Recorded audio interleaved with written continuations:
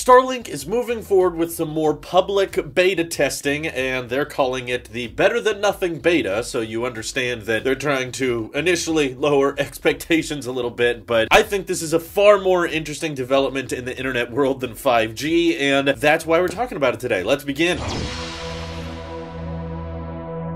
So through a leaked email that went out to a beta tester, someone who signed up for updates, which does include myself, but I don't think it's available in my area yet, they're going to start out with the northern section of the United States and a lot of Canada and phase it out slowly as service gets more applicable. In case you aren't keeping up to date with the SpaceX launches, they just reached a milestone of around 800 StarLink satellites. And yes, for those who are concerned about space junk, SpaceX is working directly with astronomers in trying to paint the StarLink satellites in darker colors so that it's harder to notice it. And again, the only real time it'll be extremely obvious to see these satellites is directly after takeoff, because that's when they're at lower altitude, and especially at dawn and dusk, because that's when it's dark for most of us, but way up high they can bounce light off the sun. But in the middle of the night it should be very, very hard to see these moving forward. And if you're still concerned about space junk, keep in mind they have their own onboard thrusters on these satellites, and even if they lose connection with them, they will naturally burn up in the atmosphere. They won't make it to the surface. And SpaceX is the company pioneering the reusable rocket, firing off and landing all over again, which saves massively on space junk compared to what most other space agencies are doing right now. So come on, we gotta give them credit where credit is due. Anyway, over 800 satellites currently in operation just for StarLink, and the early test results seem somewhat promising. SpaceX has been giving away StarLink to a few agencies that were in desperate need of more reliable internet, and compared to other satellite internet services out there, this is no debate. This is no question. SpaceX currently is seeing speeds anywhere between 50 megabits a second or 150 megabits per second download, and when it comes to upload, it's somewhere between 20 megabits and 40, and those are most of the speeds we're seeing right now, as well as somewhere between 20 and 40 millisecond latency, which is miles better than other satellite internets, which are usually in the triple digits. And this is just the beginning, because SpaceX has been given permission by the government to operate thousands of satellites, of course safely, above our planet, and once there's more and more next generation satellites with newer tech and the connection is a lot more stable, we should start seeing much lower latency. Elon Musk has said that he's hoping it to be under 20 milliseconds, maybe closer to 10, and ideally the internet speeds are also going to be getting much, much better. And people who are being offered to sign up for the public beta are seeing it listed at $99 a month, and the initial sign-up fee is $500, but that also includes a Wi-Fi router, the user terminal, you know, the dish, and all the mounting equipment you should need to make sure your StarLink dish is pointed at the sky. And SpaceX even launched their first app on the iOS and Android store, which even has kind of a where and how exactly you should position your dish, and it seems to be somewhat simple. It's something that all of us could do ourselves at home. You definitely won't have to pay for labor costs of having an expert come out and install the dish and point it in the exact right way, because StarLink satellites are not geosynced with the Earth's rotation. They're all kind of moving crazy around us. So as long as it's pointed at the sky and there's not a lot of obstructions, you should be good to go. And if a lot of you are thinking right now, man, $100 a month and $500 for a sign-up fee, and you're only getting 100 megabits per second download and 40 megabits per second upload, this doesn't sound very good. If that's your thought process here, it's because StarLink is not meant for you. This is why I think StarLink is far more important than anything 5G has to offer, because that's about offering insane amounts of data speeds to people who don't really need it. You know, the one square block. Hey, I hit a gigabit for a second, and then you turn around and you're like, oh shoot, now it's all gone. It's like, yeah, no one's really gonna utilize that very much unless you're just trying to get likes on a tweet by doing a speed test. Same time though, as we're focusing so heavily on 5G, do you realize that there's still over 3 billion people on the planet that do not have access to internet at all? And there's tons of people on the planet that cannot access good internet, and they're not even in third world countries. There's lots of places across the United States and Canada and lots of places in Europe where internet connection is abysmal, and people that are living far away from big cities don't have the privilege of having lots of different ISPs to choose from, and that means that the only ones they do are expensive, they charge them through the roof, and they're not that good. They're incredibly slow, and Elon has said on multiple occasions that StarLink is not meant to replace all of our gigabit fiber optics going to our houses. That's not really the purpose here. StarLink is not aiming to give give everybody gigabit in the center of LA or New York City. It's trying to bring internet to those who need it most, instead of us gigabit users just flexing on each other more and more. However, where I live, I only get Comcast, and while I do get 1,000 megabits download, I'm still capped at around 40 megabits upload, which I'm not really happy with because download is not needed for me, but with my job and my line of work, upload is very important, and as long as I can get even remotely better upload speeds with StarLink, I would sign up for it. In fact, honestly, if the speeds for upload were the same with StarLink, I'm still gonna sign up for it because I'm paying 140 bucks a month right now for my internet, and Comcast sucks. The customer service is terrible, and they're not doing anything interesting with my money. However, SpaceX is trying to make a profit off of this internet service so that they can fund their mission to Mars, which I think is far more interesting, and I would love to see that. So yeah, if I have to spend 100 bucks a month on internet where I am, I would much rather spend all that money sending it to SpaceX than sending it to Comcast, who's just going to spend all that money on ads that they can spam my mailbox with, telling me to get cable TV. Trust us, it's good this time. So another important thing to remember is, as SpaceX is calling this the better than nothing beta, is that this is just the beginning. This is what they're capable of doing with 800 satellites. Imagine what they're going to be able to do with 8,000, especially as they ramp up production of Starship, which is in the prototype phase right now, but once it is operational, it should be capable of sending hundreds of Starlink satellites up at a time, and that's when you're going to see latency get a lot better, and you're going to see data speeds of Starlink improve a lot over the next few years. But they're looking at having global coverage at sometime in 2021, which means whether you're in the Philippines, Australia, or Greenland, you'd theoretically be able to tap into Starlink and get those decent internet connection that allows you to still stream movies, play games, and, you know, and I can attest as a YouTuber and a Twitch partner that I do a lot of live streaming, and I upload multiple videos a day, all with 40 megabits per second upload. So coverage, in my opinion, is a much more important thing than infinite data speeds, which is what 5G is chasing right now. So making sure that we bring internet to everyone and make sure that people who need it the most are getting improvements and getting faster speeds for reasonable prices, I think is far more important than carriers advertising how you can download TV shows in seconds if you're on this one square block of a town. And of course, the purpose of Starlink is to raise money for SpaceX. So if you think the pricing is bad, or if you think that it's not going to do well as a whole, the good news is the upfront cost of Starlink has already been paid for. So SpaceX can very easily change their pricing if they want to. If they figure out, okay, we put up all these satellites and not enough people are signing up, then we'll just lower our prices, and hopefully that can make it more accessible to more people. And originally there was talks that they wanted it to be somewhere around $80 a month, so it's very possible that they could end up lowering prices in the future, and this is just kind of the public beta tax that early access people are willing to pay, so SpaceX might as well take advantage of that extra profit. But in my opinion, I think this is very, very much worth it, especially if you consider the idea that in a year from now, you could sign up for this service anywhere on the globe. There's even a chance that like planes could take advantage of it, and people on cruise ships or on boats could utilize it as well, and not having to run fiber optic cable all across the planet, instead just having these Starlink dishes on our roof that gives us reliable, consistent internet speeds that are low latency that you can game off of. I find that much more exciting and much more interesting because it will make the world more connected, and I'm thankful that SpaceX is working on trying to do this in the cleanest way possible and trying to make the Starlink satellites much harder to see so that they don't interfere with astronomers. And I can't wait to sign up for Starlink myself. As soon as I get that email, you bet I'm going to be talking about it in another video. So thank you all for watching. This is your Alp Sheep here. I'll see you in the next one.